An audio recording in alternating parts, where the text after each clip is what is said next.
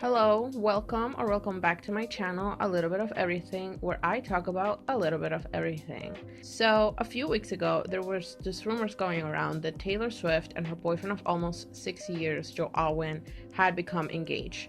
One thing led to another, and I ended up in a subreddit named Gaylor Swift, which in turn led me down a huge rabbit hole on Tumblr where I found a very big community of Taylor Swift fans who believe that she is gay, that she has used all or most of her public relationships with men to cover up her relationships with women, and has left a trail of clues in the form of lyrics, videos, costumes, secret messages, and more for us to decipher.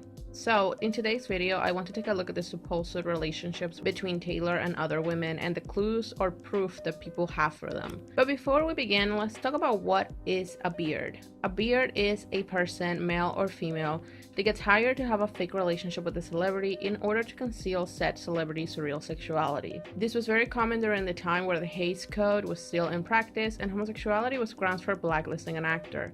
I'm sure that this happened all the way into the 2000s when we started to actually be a little bit more open to homosexuality, and I wouldn't be surprised if it was still happening today, but just less publicized. So let's take a look at Taylor's alleged beards and the songs that are supposedly about them. Taylor's first public relationship was with Joe Jonas. They dated for 3 months in 2008 after Taylor was a special guest for the Jonas Brothers' Burning Up tour and performed Should Have Said No with them. After their breakup, Taylor went on The Ellen Show and put Joe on blast for breaking up with her over the phone. She later apologized and said that she shouldn't have done that. And it seems that after 2010 is when they started to become friends again, and they are still friends to this day. Some of the songs that are rumored to be about him are Forever and Always, You All Over Me, Last Kiss, and Better Than Revenge. The reason why he would be Taylor's beard is simple. Both of them were rising stars during the time that they started dating, so it's very possible that their managers just told them to date for publicity. Her next public relationship was with Taylor Lautner. The two Taylors met on the set for the movie Valentine's Day. It seems that they also dated for around 3 months towards the end of 2019 and broke up in early 2010. Taylor wrote one song about him, that being Back to December, which is an apology song, and the secret message of it is the word Tay. It's possible that this relationship was just promotion for the movie. After this, Taylor was in a very brief relationship with Corey Monteith. They dated for less than a month, and the song Mine is rumored to be about him. Next, we have one of her more controversial boyfriends, John Mayer. Taylor and John dated between 2009 and 2010. John was a guest in a few of her Fearless tour concerts, and in July 2009, they released a collab called Half of My Heart. There isn't a real timeline of their relationship. Some say that they broke up at the end of 2010, and some say they ended things at the beginning of 2010. She wrote multiple songs about him, which include Dear John, Ours, Superman, and The Story of Us. I didn't really see people talking about this relationship, but those who didn't believe that this was a bearding relationship. Next, we have Jake Gyllenhaal. Jake and Taylor dated for 3 months in 2010. They met in October and broke up in January of 2011.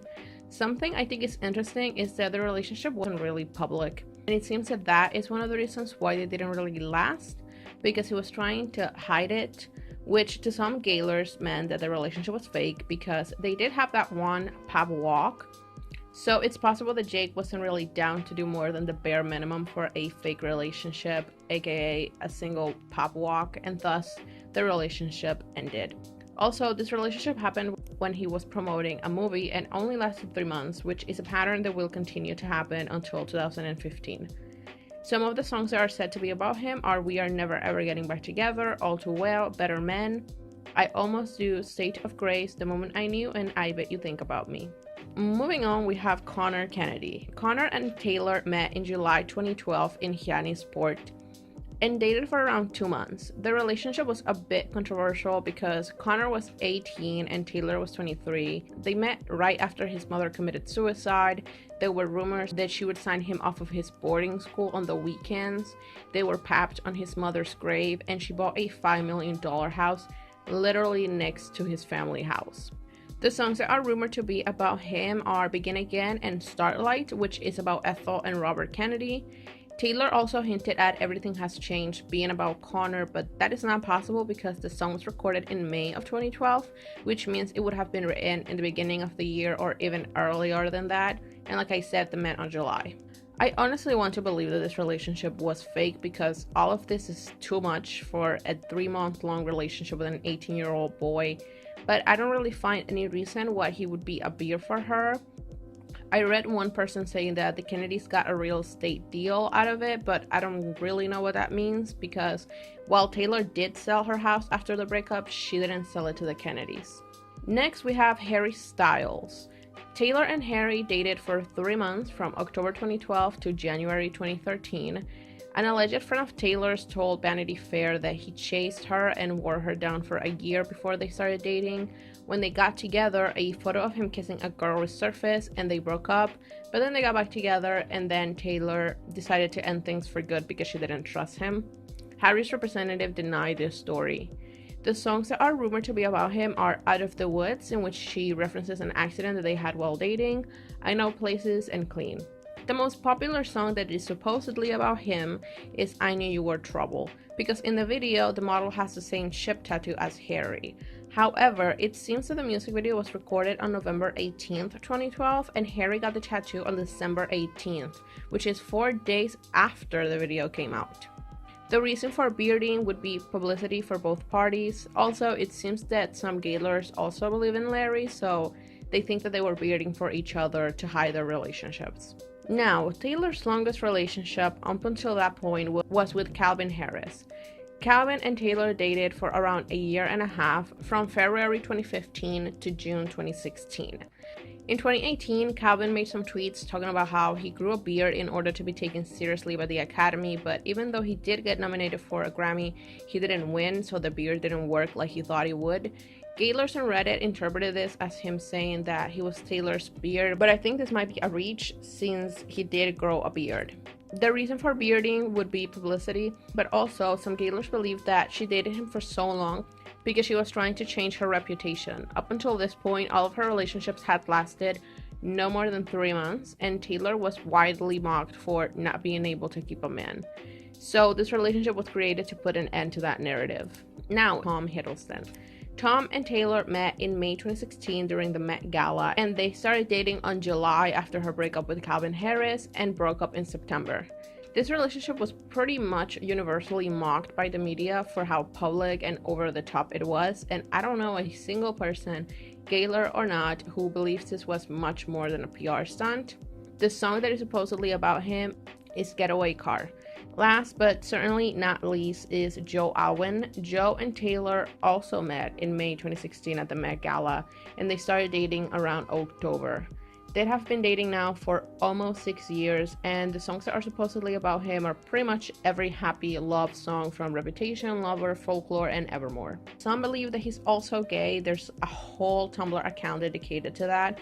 But I would say that most Gaylors kind of hate him because there is a big possibility that they might get married and have kids and things like that, especially since they're still together after Lover era, which is something I will explain a little bit more in a minute, and the whole Grammy gate thing where he was credited on Folklore under a fake name and then was revealed to have been him the whole time after the album won a Grammy.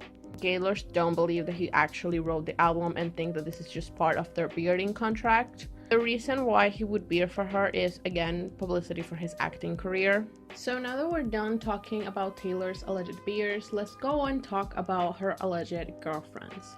Starting off with a girl named Lacey. Not much, if anything, it's known about her. People have figured that she was a classmate or a neighbor of Taylor's. The main evidence for this relationship is a MySpace post that Taylor made in September 5th, 2005, in which she says, "Lacey, Lacey, Lacey, I'm in love with you. There's just no way around it."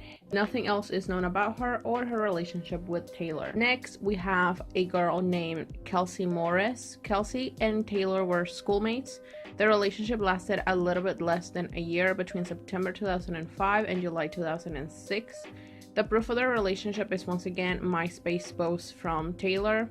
In a post from December 29th, 2005, she said, Lil Cass, I love your new picture. You are pretty, you're right, you better watch out because I do what I want to. In other posts, she said, I'm obsessed with you. If you look out your window and down to the street about 200 yards, you might see a big white van parked on the street. I'm inside the van with a telescope and computer, just trying to catch a glimpse of Kelsey. Also, she made another one in which she said, Kelsey's awesome and got best smiled, and should have gotten best everything else.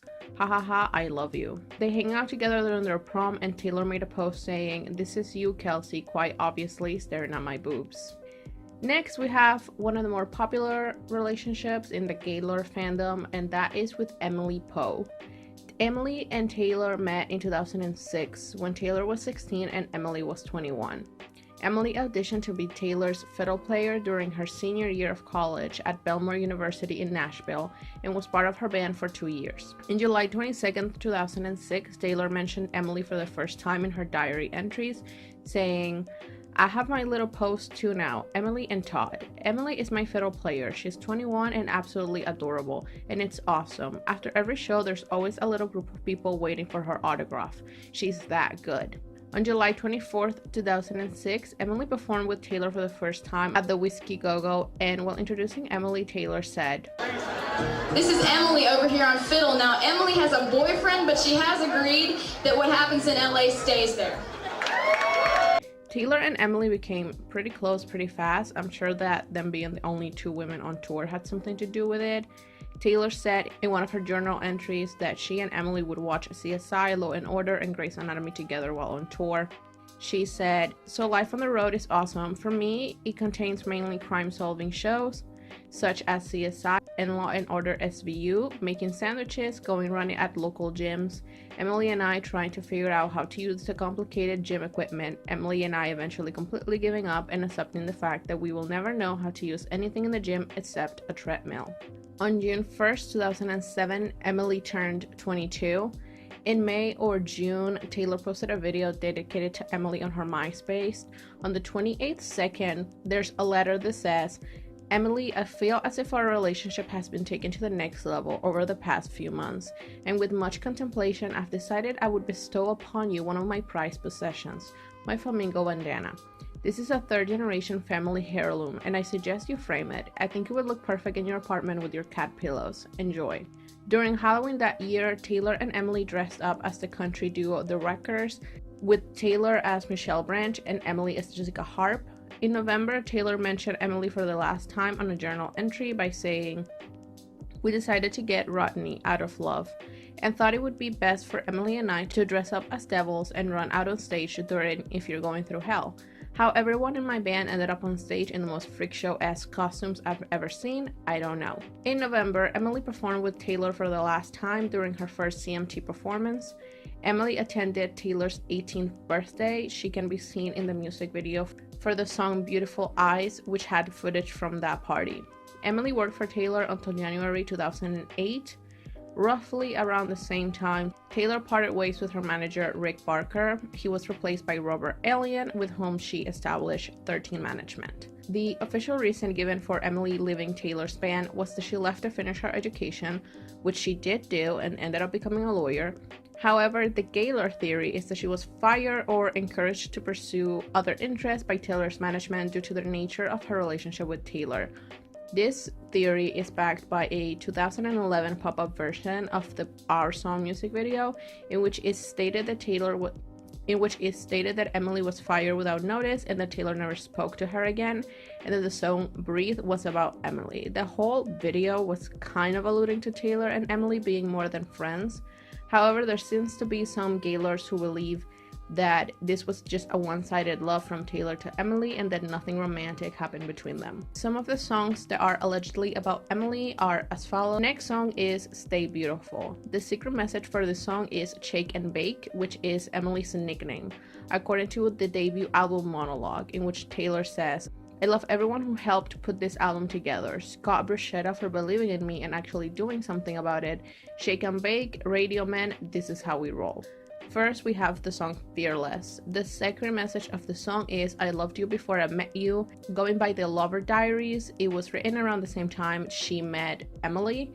When talking about the song, Taylor said, "This is a song about the fearlessness of falling in love. No matter how many breakup songs you write, no matter how many times you get hurt, you will always fall in love again." The next song, and the most famously about Emily, is Breathe. The secret message of this song is, "I'm sorry, I'm sorry, I'm sorry." As you can guess, this is an apology song and was written in December 2007.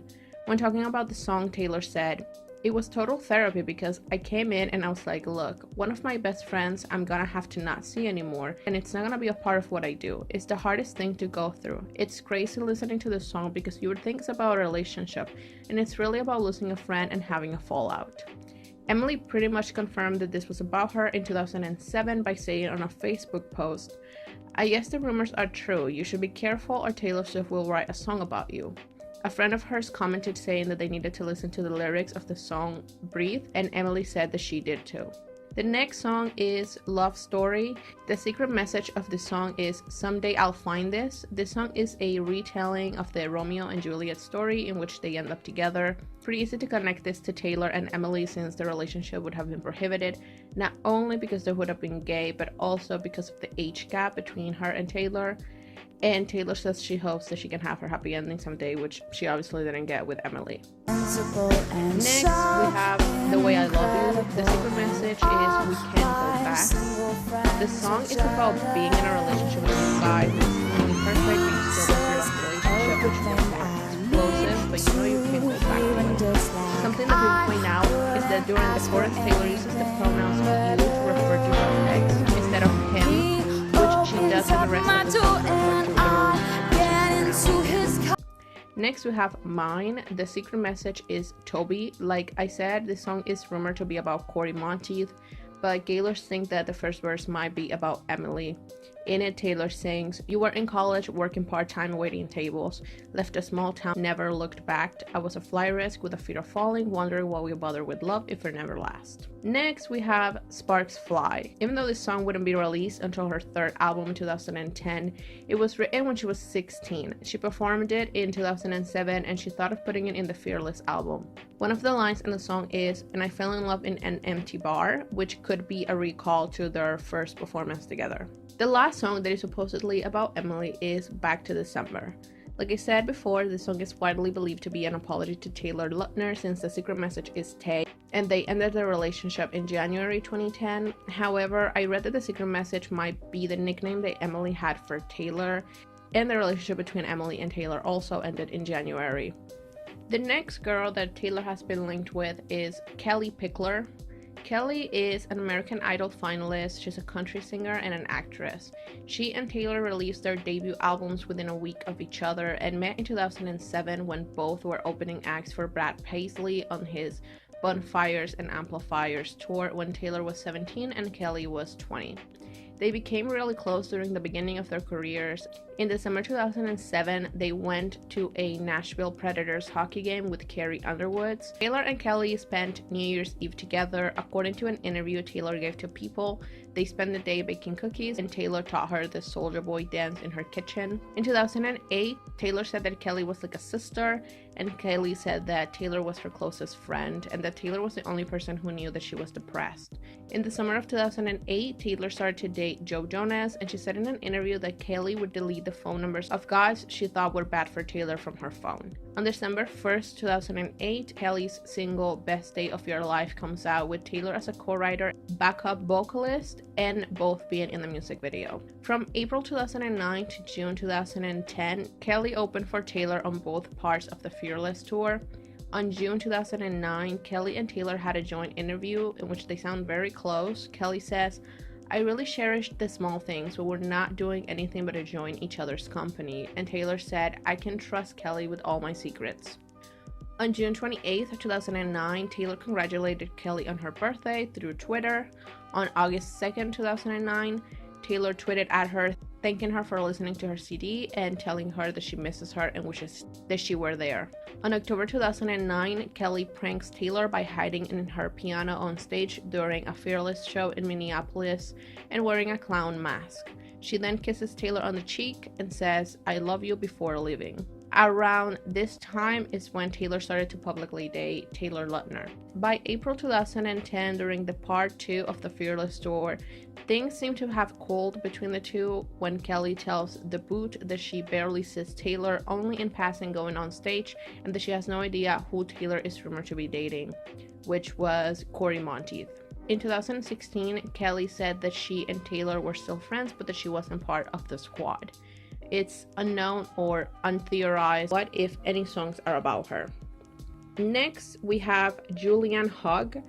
Julianne and Taylor's friendship was pretty public, with most of their interactions happening on Twitter, and it ended pretty quickly as well, seemingly only lasting 3 months, from October 2009 to January 2010, which is the same time period that she was dating Taylor Lautner.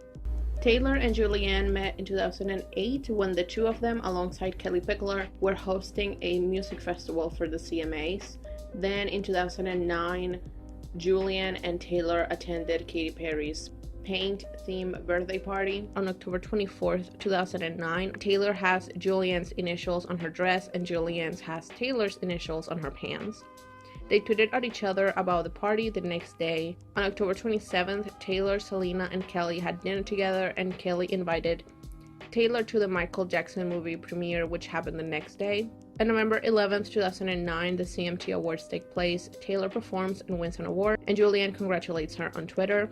On November 12th, 2009, Julianne and Taylor have a movie night together. On November 16th, Taylor leaves for the Fearless tour in London, and Julianne tweets at her telling her to have fun. On Christmas Eve, they were seen at Walmart together by a fan, and they spent New Year's Day at a spa.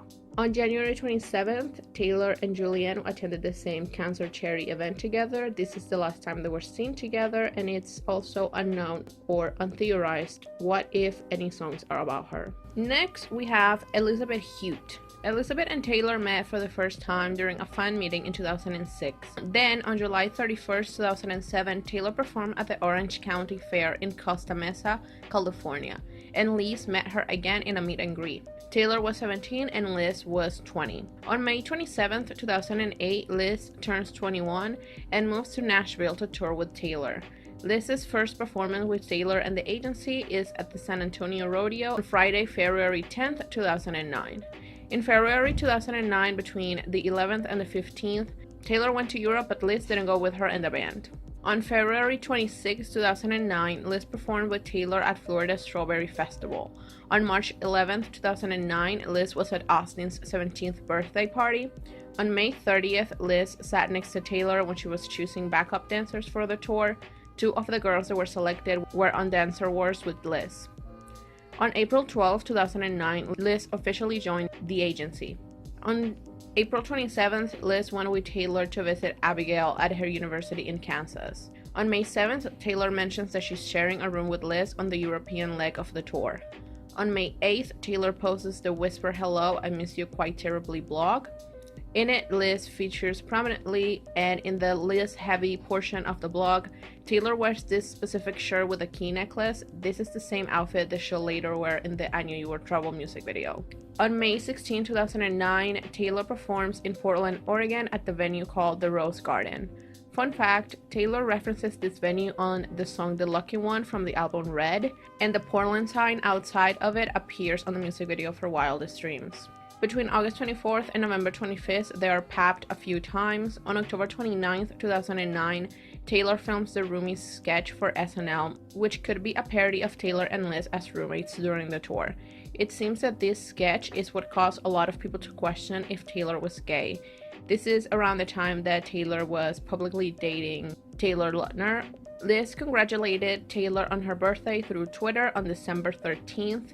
On January 6, 2010, Liz tweets at Taylor saying that missed our family, this because Liz had been sick the month prior.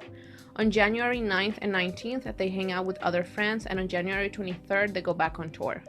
On February 10th, Taylor takes Liz as her date to go watch the Valentine's Day premiere in theaters. On April 26, 2010, Taylor uploads a YouTube video using the song She by the band Parachute. That's one of Liz's favorite bands, and she's friends with one of the members.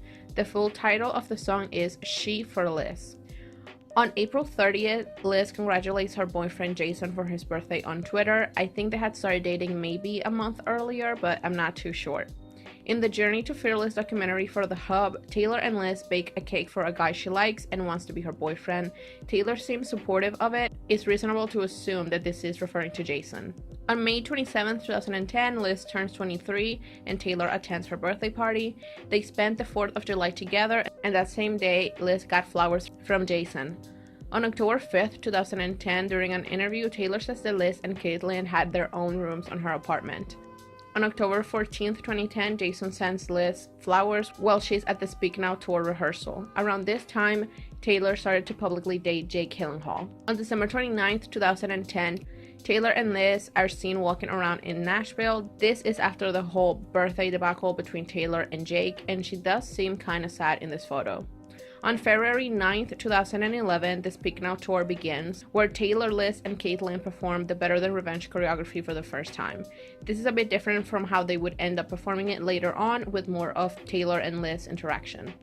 On May 19th, 2011, Taylor cutted Liz's hair. On May 21st, 2011, they performed in Nashville, and that night we get the first ever recorded evidence of the quote-unquote booth grab during Better Than Revenge, which is just Liz pushing Taylor by her chest during the line, pushing people down.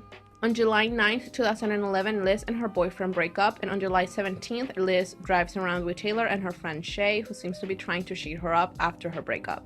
Between August 15th and 17th, Taylor took a vacation girls trip to South California with the band. Liz said in 2015 that Taylor planned this trip because Taylor was going through something heartbreaking. Taylor takes some black and white pictures of everyone that would show up in a later photo blog. On August 18th, Liz tweets about Taylor healing her heartbreak blues.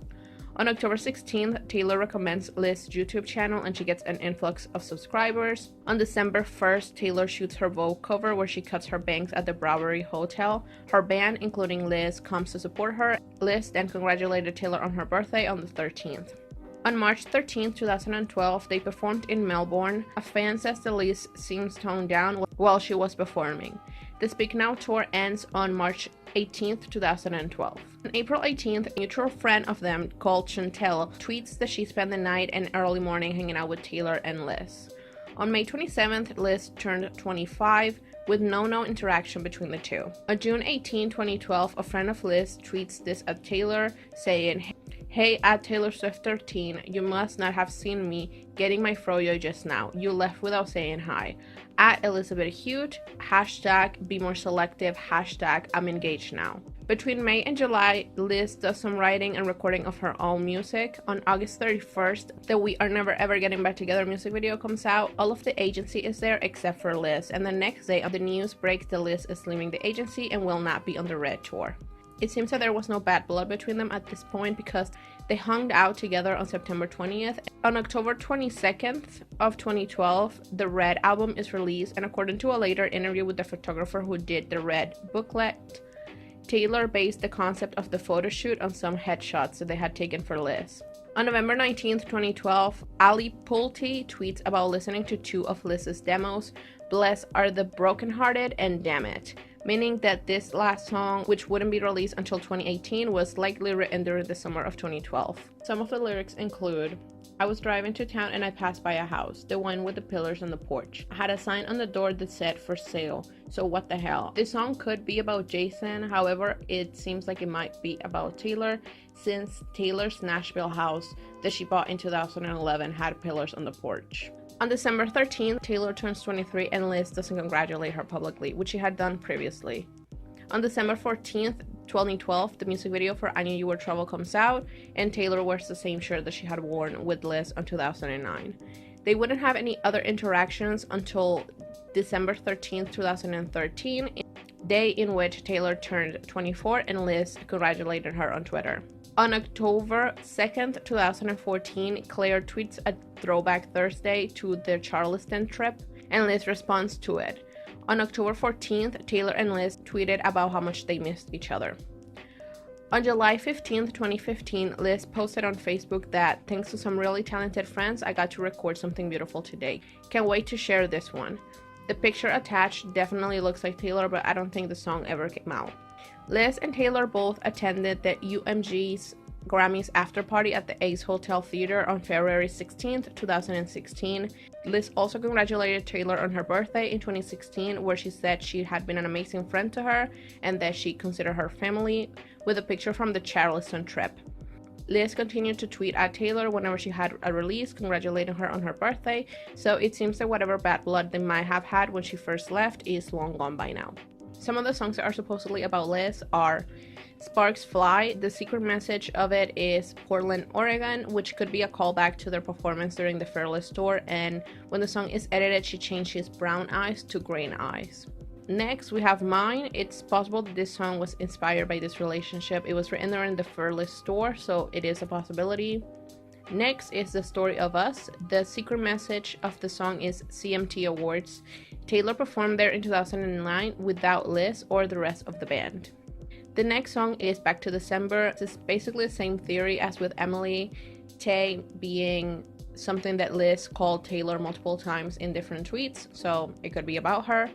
Next is Everything Has Changed.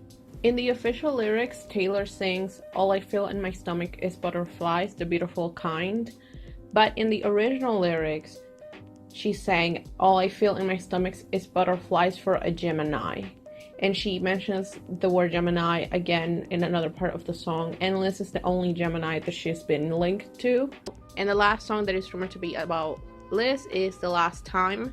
Towards the end of her time working for Taylor, it seems that Liz was going through some stuff and there were rumors that she was going to be fired. So this could be Taylor pleading to her to get better, and this was her last chance to do so. Next, we have Dianna Agron. Both Taylor and Dianna attended the Vanity Fair Oscar party in LA on February 23rd, 2011, but it's not confirmed if they met there or not. They were officially introduced to each other at the Fairfax flea market by a mutual friend of theirs called Ashley, who was working as Diana's hairstylist at the time. They interacted publicly for the first time on January 17th, 2012, when Dianna tweeted about Taylor's Vogue photo shoot, and by March, she seemed to already be a part of Taylor's close friend circle after having a photo shoot with Ashley and Claire. On March 25th, Taylor and Dianna had lunch at Unami Burger Restaurant and saw the Hunger Games together, and 2 days later, on the 28th, Dianna mentions Taylor in a post about people who make her happy. On March 30th, Taylor, her mom, and Dianna had dinner together, but only Taylor was photographed leaving. On March 31st, 2012, Taylor attended the Kid Choice Awards and then attended a birthday party for Jessica Soares at Diana's house. This is the day that she met Harry for the first time. On April 13th, 2012, Dianna goes on the Jimmy Kimmel Show in New York and denies dating rumors between herself, Tim Tebow, and Taylor. On April 24th, Taylor, Dianna, and some other friends celebrated Shirley MacLaine's birthday. On April 28th, Taylor attended Diana's Circo-themed birthday party, and the next day, Taylor is photographed with scratches on her back and a hickey on her neck. From May 22nd to 24th, Dianna was in London. On July 2nd, 2012, Taylor and Dianna take photos with fans in Nashville, and afterwards, Taylor does a show with James Taylor. On July 3rd, Dianna and Taylor, with a few other friends, hang out at the Kennedy's house, and on the 4th, they both meet Connor Kennedy at Hyannisport. According to some Gaylors, Dianna and Taylor may have broken up during the time that Taylor and Connor were together, and then started dating again once Taylor ended that relationship. Season 4 of Glee began filming on Tuesday, July 24th, 2012. A substantial amount of exterior shots depicting New York were shot on location, so Dianna spent a lot of time in New York. On October 10th, 2012, the Kennedys' publicist said that Taylor and Connor are in love, and then 15 days later, on October 25th, reports say that they had broken up a while ago. Around October, Taylor and Harry started dating. On October 22nd, Dianna congratulated Taylor on the release of Red. In November 15th, 2012, Dianna is asked if 22 is written about her, and Dianna says, "I cannot say." In November, Dianna bought a house near Taylor's in LA. On December 3rd, 2012, Dianna accompanies Taylor to the Kennedy Center for Justice and Human Rights 2012 Ripple of Hope Gala. On December 6, 2012, Dianna, Harry, and Taylor have dinner at the Crosby Hotel in New York City. On January 25th, 2013, Dianna posted a quote on Tumblr that says, "I think we're just gonna have to be secretly in love and leave it at that." On February 7th, Dianna posted on Tumblr photos that were similar to the visuals that Taylor would later use on the 1989 tour during the song Clean. On February 15, before the Valentine's Day episode of Glee, Taylor tweeted, "So I have an inside source on Glee who was all, 'Watch tonight, we're doing your song.' I hope this source was right." When the show aired, Diana's character Queen ended up having sex with Naya's character, and Taylor's song was never in the episode at all. Taylor then deleted the tweet and tweeted about her dancers being her Valentines. On April 16th, a Star's Daily article comes out claiming that Taylor had confirmed that she and Diana were dating, which is not true. On June 23rd, Diana deleted her public Tumblr account. On April 30th, Diana turned 25. Taylor had that week free from the tour, but it's unknown if they hang out together or not. On May 28th, during the Red Tour, Taylor performed Haunted, and before the performance, she said, "This is a song that I haven't played on this tour so far. It came up when one of my friends tweeted the lyrics to it today, and it reminded me that I hadn't played this song in about 2 years. It has to do with the fact that, you know, people talk about ghosts all the time. You just kind of imagine it being a supernatural thing. But there's another kind of ghost, and it's just a person who is out there walking in the world or just doesn't love you anymore, and that's a whole different kind of being haunted." On July 2nd, Diana posted a quote on Tumblr that said, "I don't know how you move on from something that never happened." This account was later exposed as being hers, and she deleted it. On September 4th, Taylor, Diana, Sarah Hyland, and her boyfriend Matt attended a fun concert, the first time they had publicly been together since July 2012. On the 5th of September, Diana tweets at Taylor about the concert, and this is their last direct social media interaction. On the day of the Victoria's Secret fashion show rehearsal on November 12th, Diana posted a now deleted picture with the title "Beauty in the Breakdown." On November 17th, Diana posted a now deleted photo about missing someone. On November 23rd, Taylor and Diana both attended the AMAs, and they were seated near each other, or at least at some point Diana was standing right next to Taylor and Karlie.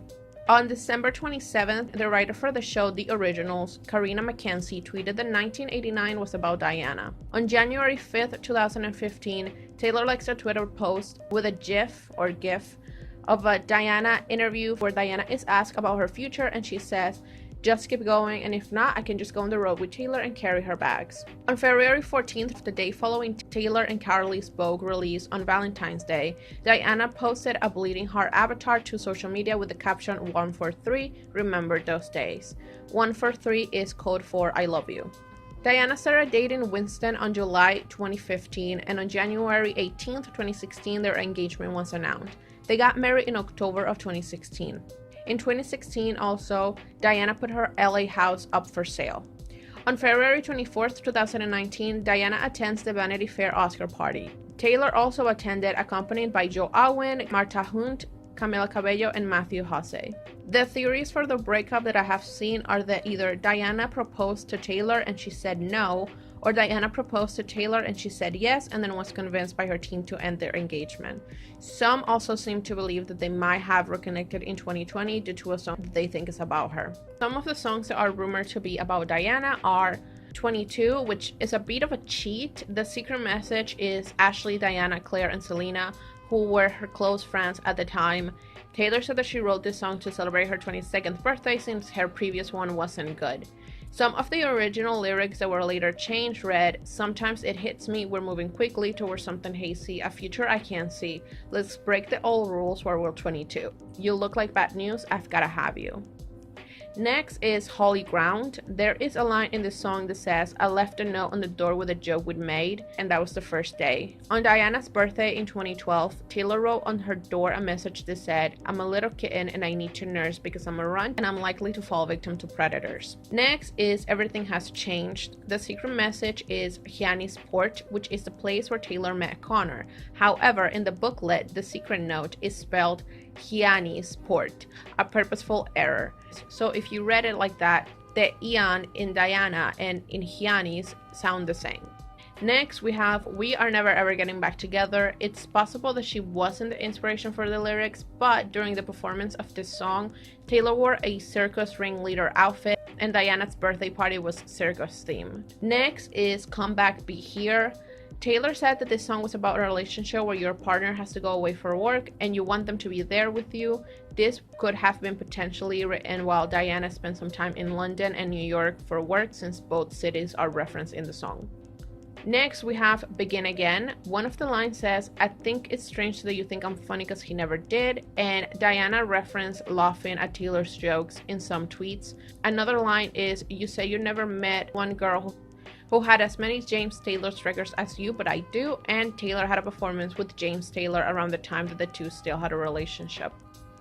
Next, we have Babe. This song originally didn't make it into the album, but it was released as a ball track in the re-recording. People think that this song is about her because the video is almost a scene-for-scene recreation of the I'm Not the Only One music video starring Dianna. Next, we have Clean. Again, it's possible that the lyrics were not inspired by her, but the visual that Taylor used on tour were similar to those Dianna-related pictures we saw earlier. Next, we have Wonderland. Dianna is a really big Alice in Wonderland fan. Her Tumblr was Fell Down the Rabbit Hole, which was a line used in the song, and Dianna had a tattoo with a line from the book that said, We're all mad here, which was also referenced in this song, with the line, We both went mad. Next is I Wish You Would. Taylor said that the song was about an ex that bought a house near her, and Dianna bought a house 50 minutes away from Taylor's in November 2012. The last song that people think is about Dianna is Long Story Short. This song also has an Alice in Wonderland with the line. This song also has an Alice in Wonderland reference with the line right down the rabbit hole. Long story short, it was a bad time. Next, we have Karlie Kloss. But before we talk about Karlie and Taylor, I think it's important to talk about Karlie and Josh Kushner. But before we begin, I just want to make it clear that any type of anti-Semitic comment isn't allowed here. There are a lot of reasons to dislike the Kushner family, but them being Jewish is not one of them. So, Josh and Karlie met in June of 2012 during one of their mutual friends' birthday party. Karlie was 19 and Josh was 27.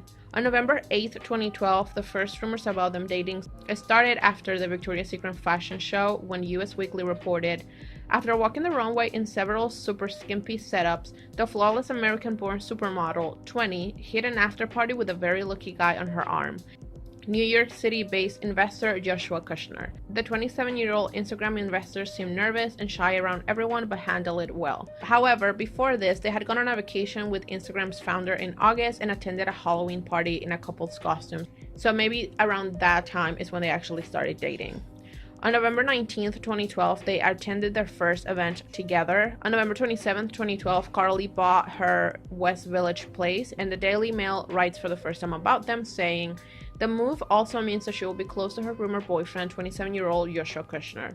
On March 14th, 2013, Karlie speaks about Josh in an interview with People for the first time, saying, it's really refreshing to leave all the fashion show and shoots and chaos totally behind. On March 14th, 2013, Josh does not bring Karlie as his date to the 25th anniversary of the New York Observer, which the Kushners own. This is probably because the Kushners didn't like Karlie. They allegedly tried to convince Josh to end their relationship multiple times, referred to her as the underwear model, didn't like that she wasn't Jewish, and even though Ivanka also wasn't Jewish, they did like her and said that it was because, like Jared, she was also the daughter of a billionaire, New Yorker, real estate mogul. So they were also looking down on Karlie for her family background. His brother Jared allegedly said that Karlie isn't very smart. His parents refused to meet her for the first 6 years of their relationship, and she even started to study at NYU in 2015, supposedly to impress his parents. In July 2018, they got engaged, and allegedly after she converted to Judaism, which is a process that she started in 2015 and finished in 2018, his parents finally decided to meet her. So it's possible that they only met her like a few months before the wedding. They got married in October and had a second wedding on June 2019, which was bigger and had more guests. On October 2020, they announced that they were pregnant, and their child, Levi, was born on March 2021. The theory is that Josh and Karlie had an on and off relationship due to the pressure that his family put on it, and that while they were off, Karlie was with Taylor. The more sane Kaylors believe that Taylor and Karlie's relationship ended when Karlie got engaged to Josh and subsequently married him in 2018. However, there is another more insane theory that I will be talking about once we're done talking about Kaylor. So now that we're done with Josh Lee, as they are called, let's talk about Kaylor.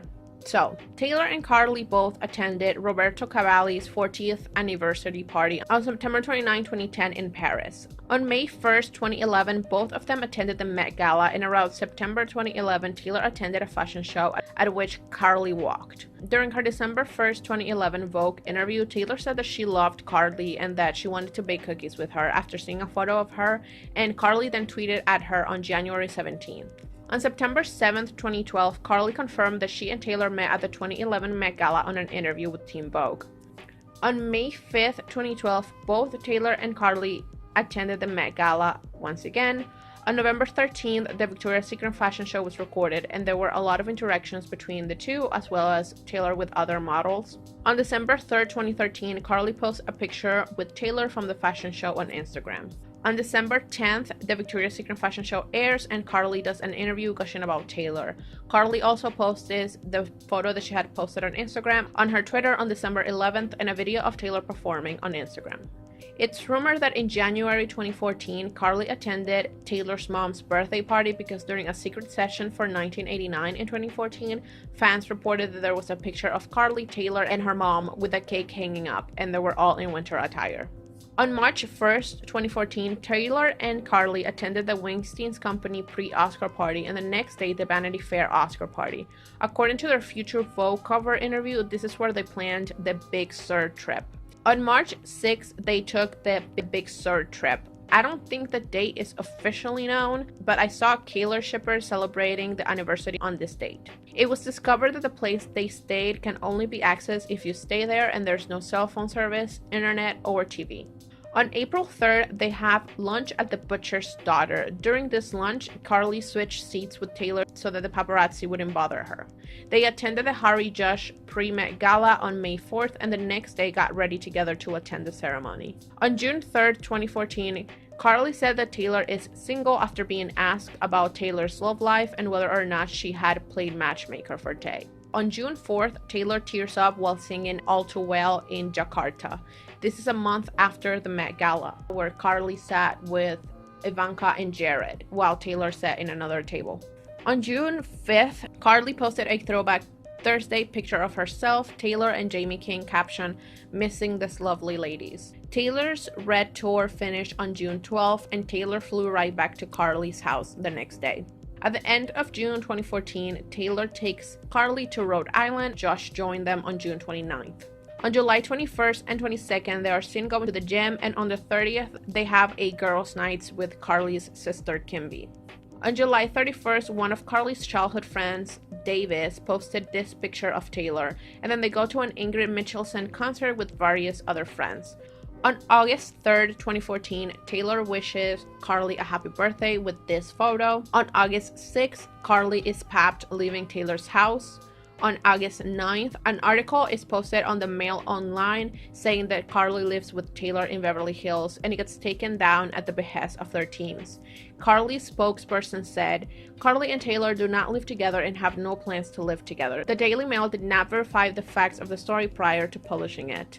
On September 8th, the Rolling Stone interview with Karlie's room comes out, in which Taylor says that Karlie has a room in her house, and it's noted that there is a basket with Karlie's favorite treats and a bunch of photos of her in the walls. On September 19th, Taylor says she never loved me while performing I Knew You Were Trouble at the iHeartRadio Music Fest. On September 23rd, Karlie talks about Taylor in an article for Vogue promoting her new brand deal with L'Oreal Paris. On October 9th, Taylor covers Riptide and keeps the female pronouns.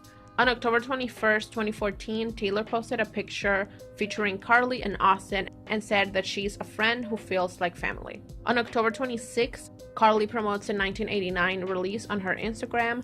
On October 29th, Karlie and Taylor go to watch the Knicks play. It looks like Tree, who is Taylor's publicist, was there that night too.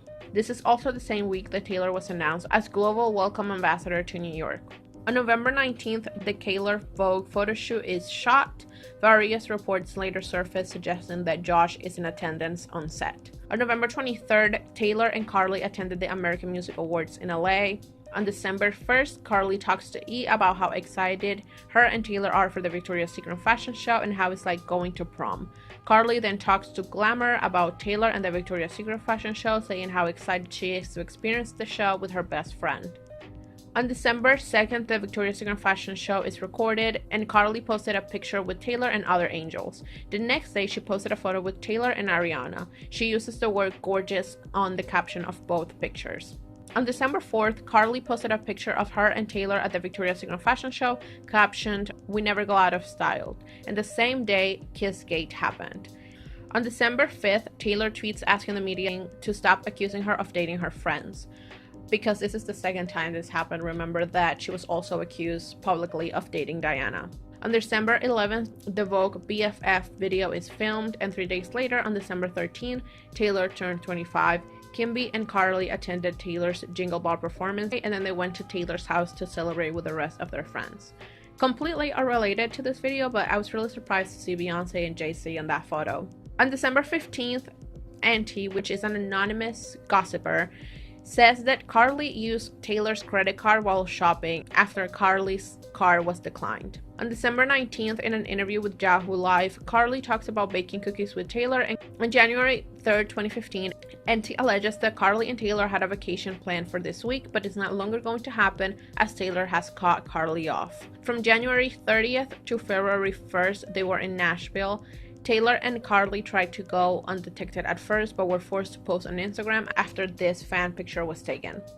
Just 2 days later, Dianna attends a fashion show in which Karlie walks, and it's noted that Karlie kept a smirk on her face the entire time.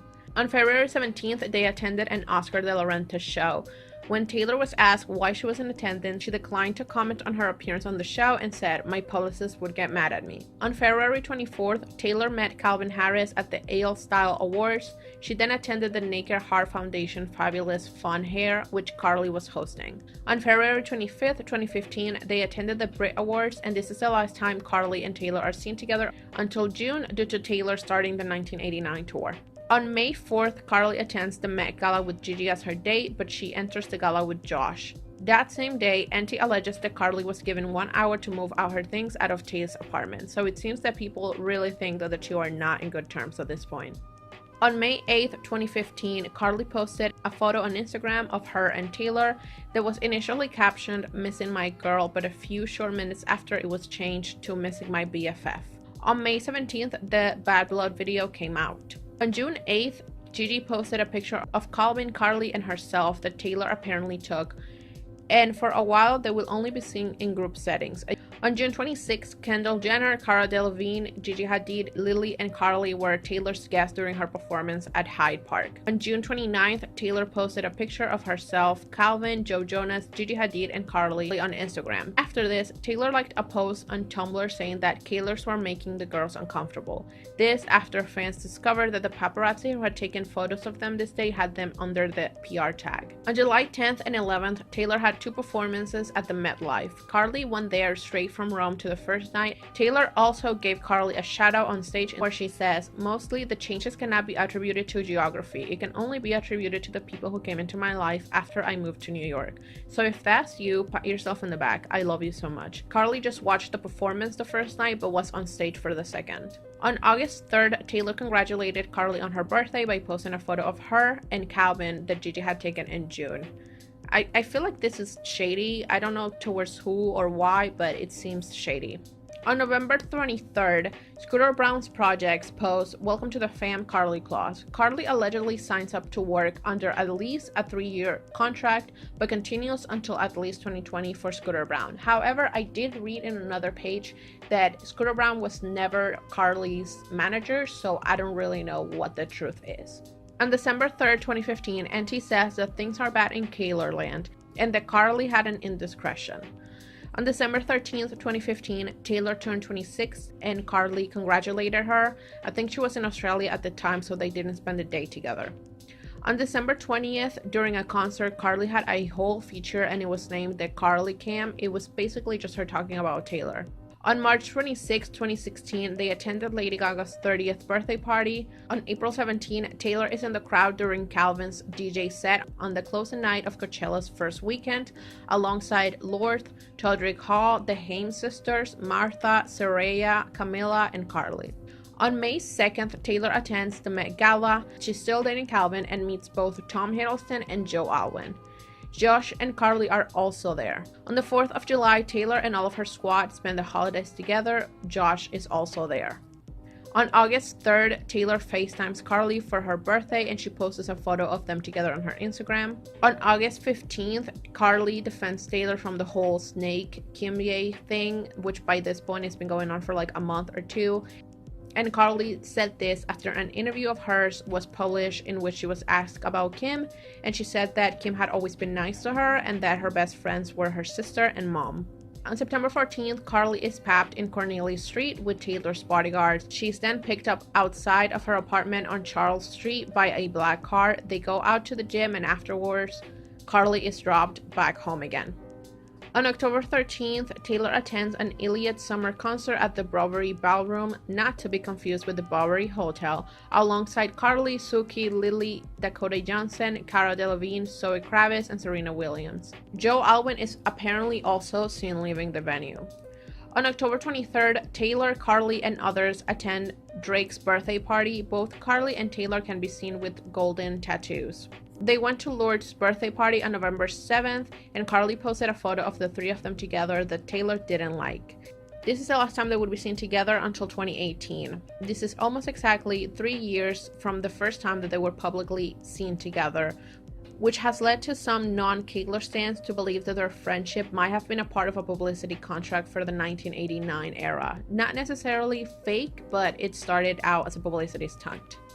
On November 17th, Karlie posted a throwback photo of the 2014 AMAs. Taylor likes this post, and this is the last post of Karlie's that Taylor would like until 2018, where she liked her wedding pictures. On December 13th, Karlie congratulates Taylor on her birthday on Instagram. In the post, she calls her ride or die and says that they are like sisters. Taylor doesn't like the post. Karlie wouldn't post about Taylor until the next year in 2017 on Taylor's birthday, but this time the post just said happy birthday with a star emoji. On February 12, 2018, Dianna and Karlie interacted at the Carolina Herrera fashion show. Dianna calls Karlie gorgeous on camera, seemingly in reference to the Reputation song. In July 2018, Karlie and Josh got engaged. On August 25th, 2018, Karlie attended the Reputation tour in Nashville. This is the first time they are seen together since 2016 and the last time they will be ever seen together. Karlie posted a photo with Taylor, but Taylor didn't like it, and apparently this whole trip was part of Karlie's bachelorette party. Karlie then followed Joe Alwyn on Instagram, and after he didn't follow her back, she unfollowed him on October 4th, and that same day, Josh unfollowed Taylor. On October, Karlie and Josh got married. On March 7, 2019, Paris Hilton said that Taylor and Karlie's friendship ended because Karlie was giving information about her music to Scooter Braun. On May 6, 2019, Josh and Karlie attended the Met Gala. On June 30th, 2019, news broke that Scooter Braun was buying Taylor's masters. Spencer Pratt, who once upon a time was a famous reality TV star, is a huge Taylor fan. She even invited him backstage at the Reputation tour and hung out with him for a long time and even met his family. He's also friends with Claire Winter, and he has never liked Karlie, suggesting that she wasn't a good friend back in 2018. This is really interesting because later Spencer received a cardigan from Taylor, seeming to confirm that yes, Taylor is fine interacting with people who agree that Karlie betrayed her. On August 6, 2019, Karlie is spotted out partying with Scooter on a yacht. On November 14, 2019, Taylor announces that Scott and Scooter are preventing her from performing all songs or using them in the Miss Americana documentary, and Karlie likes and quickly unlikes a tweet about the Scooter feud. Like I said before, the sane Gaylors believe that Gaylor ended in 2018 after the engagement between Karlie and Josh. Some believe that maybe they dated until 2019 when the whole Scooter Braun thing happened and Karlie was forced to pick a side and she of course chose her husband. But there are some Gaylors who believe that Taylor and Karlie either remained in a relationship until 2020 or 2021 or are still together and have a secret child that they had through a surrogate and are raising in private, and that the baby that Karlie had with Josh is Josh's baby with his best friend Mickey. Yes, they also think that Josh is gay and that one day Josh and Karlie will get a divorce, Josh will privately Levi with his lover, and Gaylor would get married or something and raise their own child in secret. Now, some of the songs that are supposedly about Karlie are as follows. Wildest Dreams. Maybe it's possible that she wasn't the muse for the song, but on the music video, Taylor recreates their outfits from the 2014 Met Gala. She actually wears a dress with the same silhouette as Karlie's and the same color that she wore. People also think that the "He's So Tall" line is about Karlie because she is taller than Taylor. She's like Taylor's height when Taylor wears heels and she wears flats. She's very, very tall. And Harry, who this song is supposedly about, isn't really that much taller than Taylor. The next song is You Are in Love. In the beginning of the song, Taylor sings about this person having a room in her house, and Karlie had a room in her house. She also sang this song with female pronouns during a performance in Shanghai. Next is Dress. The line "Made your mark on me, a golden tattoo" might be hinting to the matching gold stickers that they wore to Drake's birthday party in 2016. The line "I don't want you like a best friend" could be referring to Taylor since they were best friends, and this line doesn't really make a lot of sense if it is about Joe. Another thing is the line "only bought this dress so you could take it off." I always read this line as she bought a dress so her partner could take it off of her, but according to Gaylor, she means she bought the dress for her lover to take it off of themselves. And this is a song that a lot of people, even people who aren't in like the Gaylor fandom or community, read as gay. Next, it's the song Don't Blame Me. In the song, there is a line that says, "I was once poison ivy, but now I'm your daisy." Years ago, Karlie had tagged Taylor in a photo of a daisy, and Taylor drew the exact same thing on top of this line while she was writing the song. Next is King of My Heart. This song was recorded on Karlie's birthday in 2016 when Taylor FaceTimed her. In the song, Taylor says, "I'm your American queen and you're glued to me like a Motown beat." Karlie referred to Taylor as an all-American girl who was like the American dream, and the caption of the picture of them getting ready for the 2014 Met Gala said Motown Dance Party. Next is Dancing with Our Hands Tied. People think that this song is about Kissgate, since the song is about dancing with your lover but feeling that things are about to go wrong soon. The next song is So It Goes. The line "wear you like a necklace" is a reference to lesbian sex. So, pretty gay. Next is Endgame. People think that this is about Karlie because of the big reputation line. Joe doesn't have a big reputation now, and he certainly didn't have one back then. Also, the line "you and me would be a big conversation." There's really nothing big about Joe and Taylor dating, but it would be a pretty big deal for Gaylor to be real. Next is Call It What You Want. Gaylor's claim that this title sounds like Karlie What You Want when Taylor sings it. Also, the line "my babies fit like a daydream" could be about Karlie because she's very athletic, and Taylor praised her athleticness during a video. Next is Cornelia Street. In the song, there's a line that says, "I get so mystified by how the city screams your name." People think that this reference is to the many, many billboards of Karlie all over New York. Also, Karlie has always said how much she loved New York, and Cornelia Street is also where Taylor picked up Karlie one time when she was with her bodyguard. Next is Cruel Summer.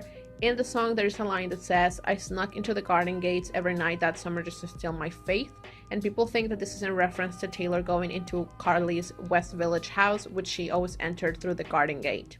Other songs that are rumored to be about her are New Year's Day, Gorgeous, Delicate, The Archer, Paper Rings, and Lover. Basically, every love song from Reputation and Lover that are supposedly about Joe are about Karlie, according to Gaylor's. And a lot of the alleged proof can be found on the music videos. Gaylor's also believe that Folklore and Evermore were inspired by their breakup and is not a bunch of fake stories like Taylor claims. There is also a theory that Karlie's eye was used for part of the cover of the Reputation album, with a lot of the proof being the fact that Taylor covers her eye a lot in the Lover era, and the photographer of the Reputation cover said that he likes to take multiple pictures and put them together.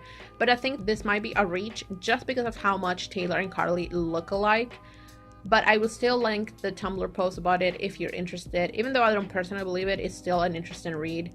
And there's also a theory that the hands on the beginning of the You Need to Calm Down music video is hers. Next, we have Lily Donaldson. Lily and Taylor were first seen together at the Victoria's Secret fashion show rehearsal in November 12, 2013.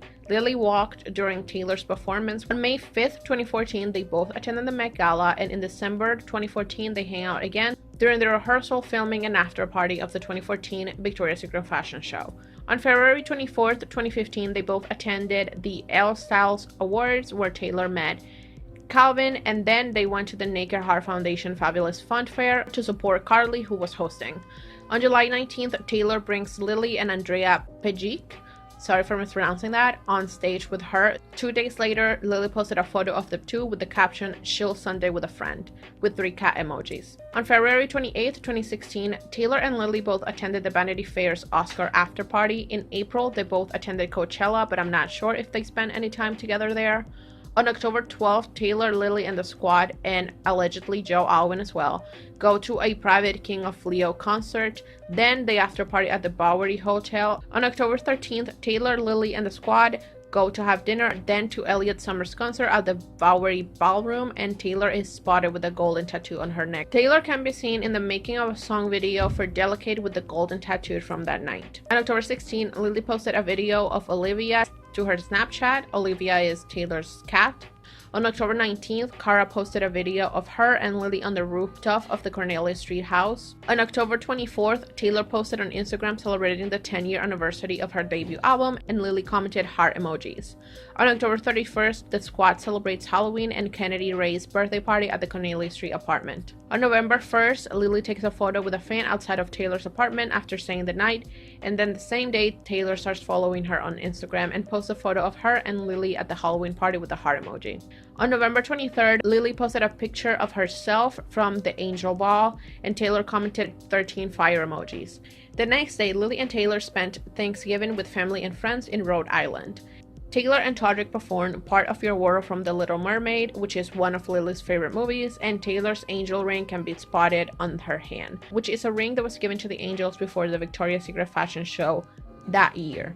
Lily then flew to Paris for the Victoria's Secret fashion show on November 30th. On December 5th, Lily attended the British Fashion Council Fashion Awards in London, wearing a snake necklace and earrings from Bulgari. People believe that the snake jewelry either was given to Lily by Taylor or she bought it to support Taylor, since snakes were a big part of the Reputation era. On December 13th, Lily wished Taylor a happy birthday. She later changed the caption approximately on early January 2020. On December 24th, Lily Aldrich posted a photo with Taylor, who was seen wearing the angel ring. Like I said, this angel ring was given to the Victoria's Secret Angels on October of 2016, and this ring could not have been from Karlie because she didn't walk that year and she ended her relationship with the company in 2015. On January 27th, 2017, Taylor wishes Lily a happy birthday on Instagram, and judging by Taylor's neck tattoo, the photo was taken in October. On February 4th, Taylor performs her Super Saturday Night concert, and Lily comments flame emojis on a photo from the concert. On February 10th, 20th, and 21st, and on March 1st and 3rd, Lily is seen wearing the snake necklace. On April 30th, Lily liked a fan comment on her Instagram saying, "Tell Tay that we miss her." On September 2nd, Taylor is a bridesmaid at Abigail's wedding and wears the angel ring.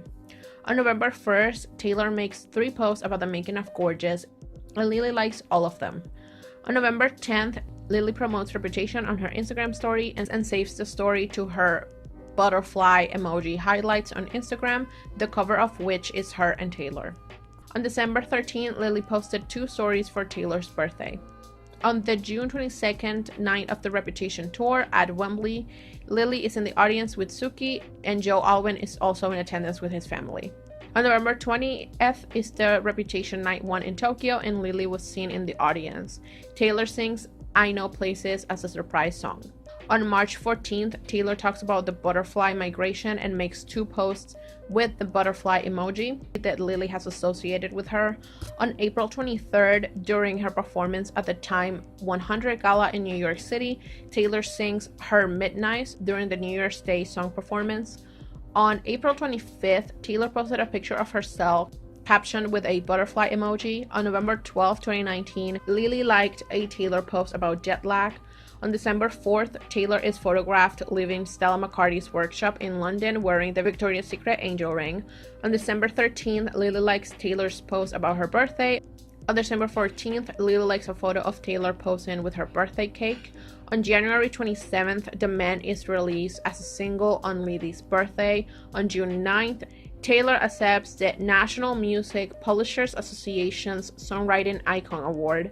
And where's the angel ring? This is the last time that they have interacted publicly, if you can call this an interaction. I don't think Taylor has been seen with the angel ring anymore, and Lily hasn't posted on Instagram in a very long time. Some of the songs that are supposedly about Lily are King of My Heart. In the song, she sings Up in the Roof with Schoolgirl Crush, possibly a reference to the video of Lily and Kara on the rooftop of the Cornelia Street apartment. Next is Dress, the golden tattoo line. Again, it could be interpreted to be to the choker golden tattoo that Taylor wore while with Lily. Also, Lily has an actual tattoo of the word golden in Latin on her left inner wrist. Next is Delicate. Taylor wore the Victoria's Secret angel ring in the Delicate vertical video, as well as in the making of the song video for Delicate. All of the emojis for Delicate were blue, including the butterfly, which was the symbol that Lily used for Taylor on social media, and which also was the cover used for Lily's Instagram highlights with Taylor during the Reputation era. The symbol also became a big part of Taylor's Lover promotion. Next is Endgame. The London scenes where Taylor ends up at the end of the music video were filmed in Kentish Town, where Lily grew up as a child/teen and moved back to as an adult.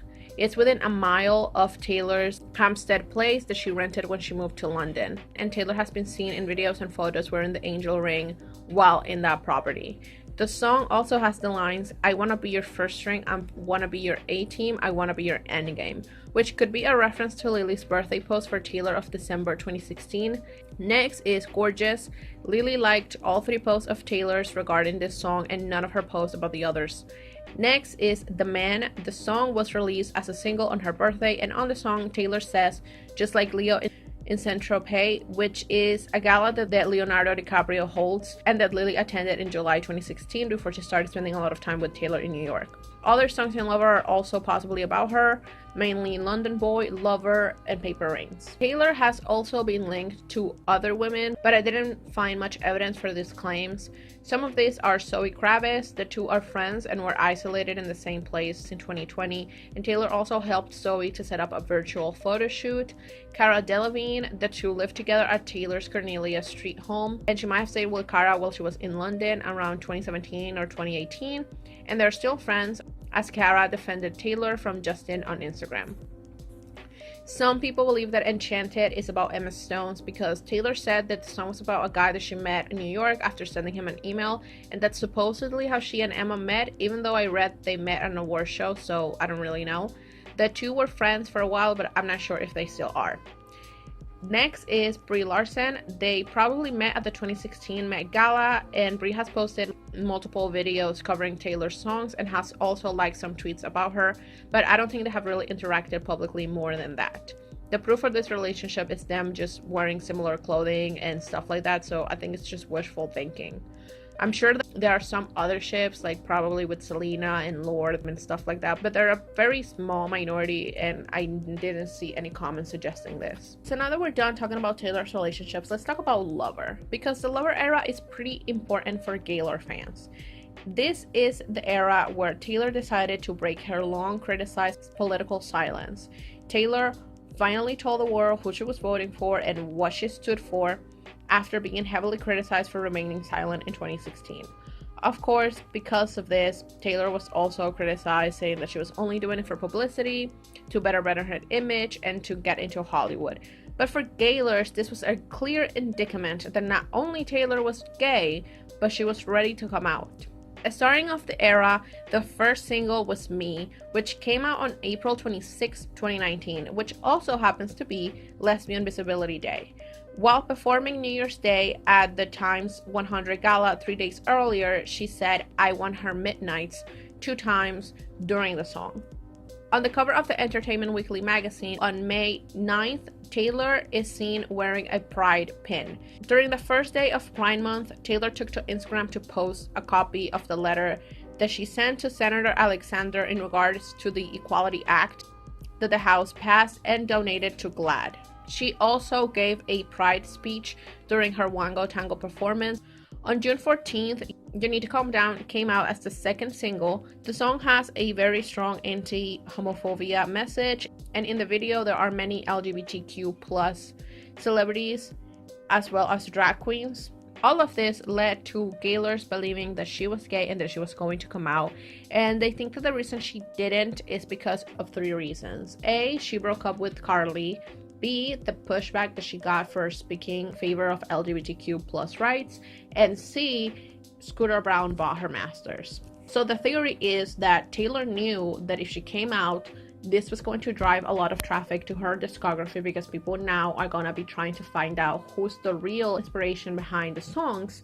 So she obviously didn't want to come out so that that wouldn't happen. And so now the theory is that once all the re-recordings are done, Taylor will come out. Next, I would like to talk a little bit about Folklore and Evermore. These are Taylor's 2 last studio albums, and I think they might have made Gaylor much bigger than it already was, since the queerness of them was being discussed by mainstream media outlets. Gaylor's believed that despite Taylor saying that this album aren't really about her life, since like 90% of the songs are breakups or breakup adjacent songs, and she's happy in a relationship with Joe, these albums are actually about the breakup between her and Karlie. There's this video from the channel called Max Pleasure that goes into the themes of these albums, and I think even if you're not a Gaylor believer, it's still interesting to hear this perspective of the album, so I recommend it. So that is today's video. Thank you so much for watching. Make sure to like and subscribe. Let me know what you think down below. Do you think that it's wrong to question and theorize if Taylor is gay, or do you think no, it's actually okay because Taylor leaves these trails and these clues in her music so that people can figure them out? What do you guys think? Let me know, and I'll see you in the next one. Bye!